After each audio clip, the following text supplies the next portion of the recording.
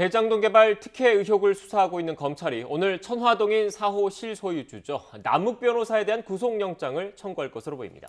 이런 가운데 이미 구속된 유동규 전 성남도시개발공사 기획본부장의 석방 여부도 오늘 결론 날 예정입니다. 검찰 취재기자 연결합니다. 우철희 기자. 네, 서울중앙지방검찰청입니다. 네, 검찰이 이르면 오늘 남욱 변호사에 대한 구속영장을 청구한다고요? 네, 그렇습니다. 남욱 변호사 어제 새벽 인천국제공항으로 입국하자마자 체포가 됐죠. 형사소송법상 체포된 피의자를 구속하기 위해선 48시간 이내에 구속영장을 청구해야 하고요. 아니면 바로 풀어줘야 하는 만큼 검찰이 오늘 구속영장을 청구할 가능성 큽니다. 검찰은 어제 남 변호사를 상대로 밤 10시까지 강도 높은 조사를 했습니다. 대장동 개발 사업에서 했던 역할과 정영학 회계사가 제출한 녹취록에 나오는 화천대유 대주주 김만배 씨와의 정관계 로비 의혹 등을 집중적으로 따져 물은 것으로 보입니다.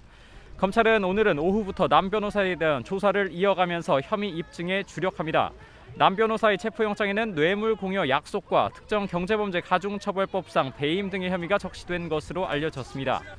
김만배 씨 등과 함께 유동규 전 성남도시개발공사 기획본부장에게 개발이익의 25% 또는 700억 원을 주기로 약속하는 대가로 사업자 선정과 초과이익 환수 조항 삭제 등의 특혜를 받아 성남시에 막대한 손해를 끼치는 데 적극 가담했다는 겁니다.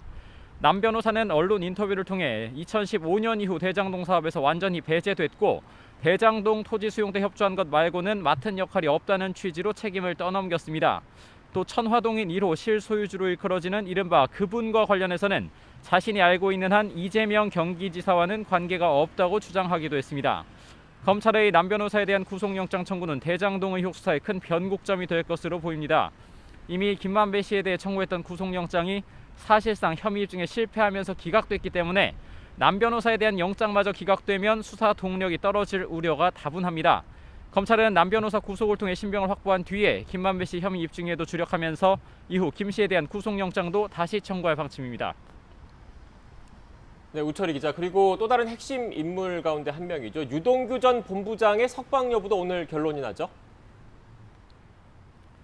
네, 그렇습니다. 유동규 전 본부장이 신청한 구속 적부심 오늘 열립니다. 오후 2시 10분 서울중앙지방법원입니다. 구속 적부심은 구속된 피의자가 자신에 대한 인신구속이 적법한지 따져달라고 법원에 다시 판단을 구하는 절차인데요.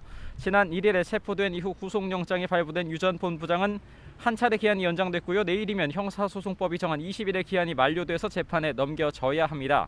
유 전 본부장은 김만배 씨 등으로부터 뇌물을 받거나 받기로 약속하고 화천대유 측에 특혜를 줘서 결과적으로 성남시에 막대한 손해를 끼친 혐의를 받고 있습니다. 유 전 본부장 변호인 측은 구속영장 범죄 사실에 나오는 뇌물을 받은 적이 없고 사업자 선정 당시 조작이나 초과이익 환수 조항 삭제 등의 배임 행위도 없었다고 주장했습니다. 또 검찰의 소명이 부족하다면서 도주와 증거인멸 우려도 구속 이후 수사 협조로 사실상 사라졌다고 석방의 필요성을 강조했습니다. 뇌물을 주거나 주기로 약속했다는 김만배 씨의 구속영장이 기각된 만큼 다시 한번 법원의 판단을 받아보겠다는 의도로 풀이가 됩니다. 법원은 유 전 본부장을 직접 신문해서 이르면 오늘 안에 석방 여부를 결정할 것으로 보입니다. 네, 한편 검찰이 문화재청에 대해서도 압수수색을 한 사실이 뒤늦게 알려졌다고요? 네, 그렇습니다. 서울중앙지검 전담수사팀은 지난 15일 성남시청이죠. 대장동 개발 의혹의 인허가권을 갖고 있는 성남시청을 대대적으로 압수수색했습니다. 또 유동규 전 본부장의 옛 휴대전화를 보관했던 지인의 주거지도 압수수색했다는 사실까지는 이미 알려졌는데요. 같은 날 문화재청 발굴 제도과 등에 대해서도 압수수색한 것으로 파악이 됐습니다. 무소속 곽상도 의원 아들이 화천대유로부터 받은 퇴직금 등 50억 원의 뇌물 여부를 판단하기 위한 자료 확보 차원으로 해석이 됩니다. 검찰은 압수수색을 통해 문화재 발굴 관련 인허가 내역이 담긴 문서 등을 확보하는 동시에 CCTV로 증거인멸 여부도 조사한 것으로 전해졌습니다.